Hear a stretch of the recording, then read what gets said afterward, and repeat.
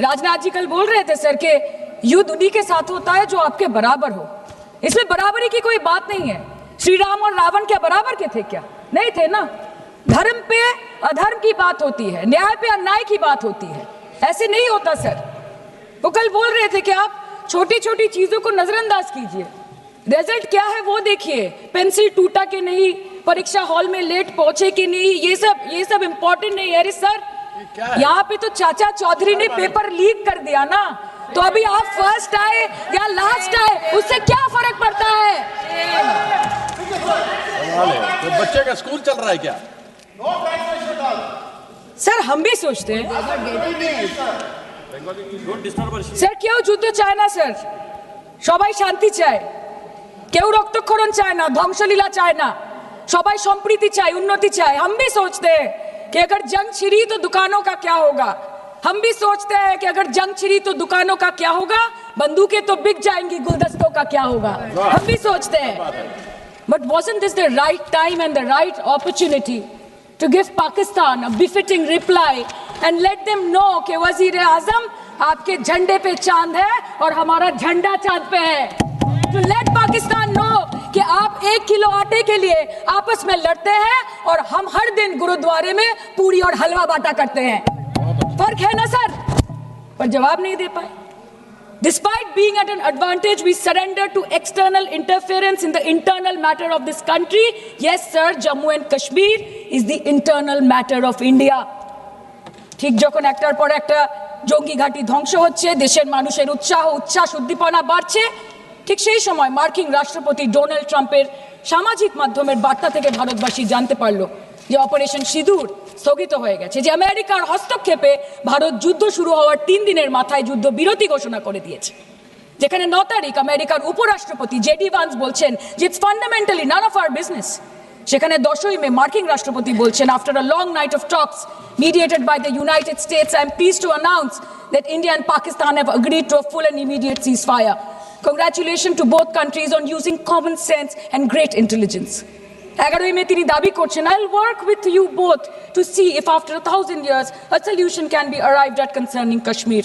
12ই মে তিনি দাবি করছেন, my administration helped broker a full and immediate ceasefire, I think a permanent one, between Pakistan and India.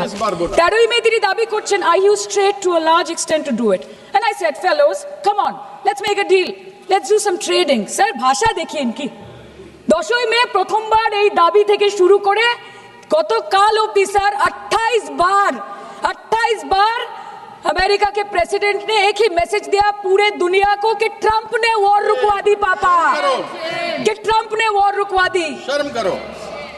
Home minister बोल रहे थे ना सर आज कि मानिक शाह जी ने बोला दैट भुट्टो मेड इंदिरा गांधी।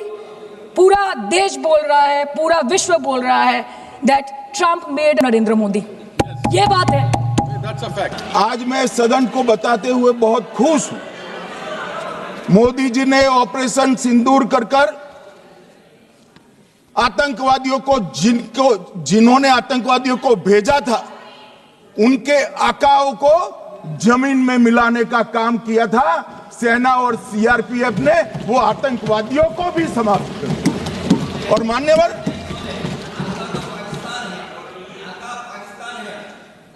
कौन? पाकिस्तान से आपकी बात होती है क्या? अरे बैठ जाओ भाई।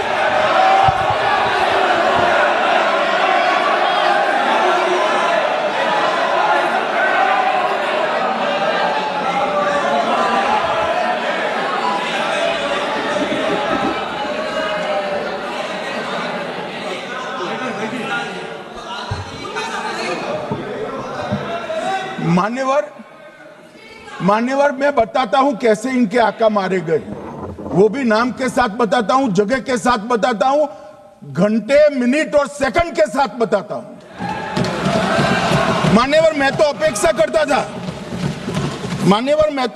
करता था कि जब एक सूचना सुनेंगे पक्ष विपक्ष में खुशी की लहर दौड़ जाएगी, मगर ये स्याही पड़ गई इनके चेहरे। ये क्या है मान्यवर? किस तरह की पॉलिटिक्स? भाई आतंकवादी मारे गए, आपको इसका भी आनंद नहीं है?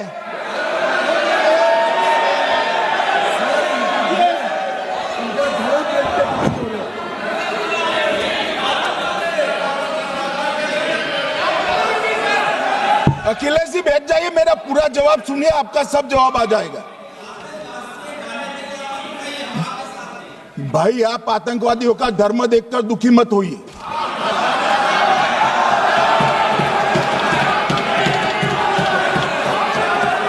अखिलेश बैठ जाइए यार।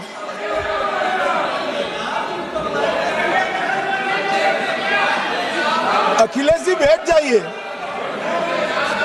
मान्यवर, किसी को संशय रखने की जरूरत नहीं है। बैलिस्टिक रिपोर्ट मेरे पास है, मेरे हाथ में है, और 6 वैज्ञानिकों ने इसको क्रॉस चेक किया है। सुबह 4:46 पर फोन पर मुझे छेओ ने वीडियो फोन पर कहा है कि 100% वही गोलियां हैं जो वहां चलाई थी। मान्यवर, ये हमारे देश की सेना, सीआरपीएफ और जम्मू कश्मीर पुलिस, ये तीनों का एक साझा बहुत बड़ा कामयाबी है, जिस पर 140 करोड़ को नाज होना चाहिए, देश की जनता को नाज। मान्यवर, मैं तो गया था वहां पर जब ये घटना हुई। दूसरे दिन इनके परिजनों को मिला था। 6 दिन की शादी वाली बच्ची विधवा होकर मेरे सामने खड़ी थी। आज तक मैं वो दृश्य नहीं भूल सकता।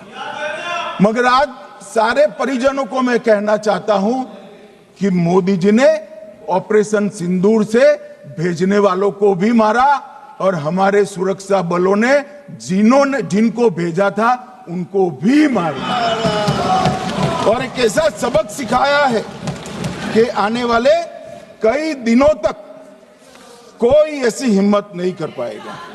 मान्यवर, मैं थोड़ा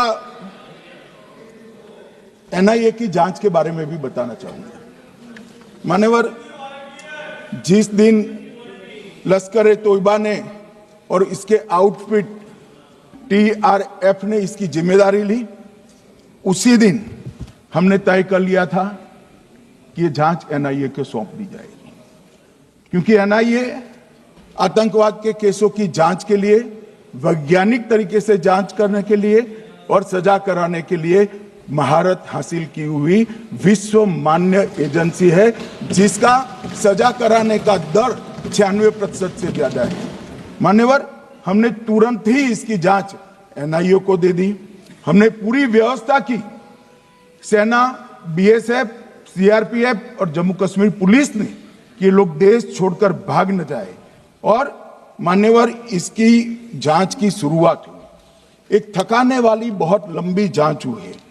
जांच के दौरान मृतक के परिजन जो साथ में थे, उनको सभी को चर्चा किए गया। पर्यटकों, खच्चर वालों, पोनी वालों, फोटोग्राफर, कर्मचारियों, विभिन्न दुकान में काम करने वाले लोगों, कुल मिलाकर 1055 लोगों की लंबी 3000 घंटे से ज्यादा पूछताछ इंफॉर्मेशन के लिए की गई, और इस सबको वीडियो पर रिकॉर्ड कर दिया गया। और बाद में इसके आधार पर स्केच बनाया गया, और ढूंढते 22/6/25 को एक बशीर की पहचान की गई और परवेज की पहचान की गई, जिन्होंने आतंकवादी घटना के अगले दिन आतंकवादियों को शरण दी थी। उनको अपने ढोक में रखा था। वो दोनों को गिरफ्तार कर लिया गया। अब वो हमारी कस्टडी में है।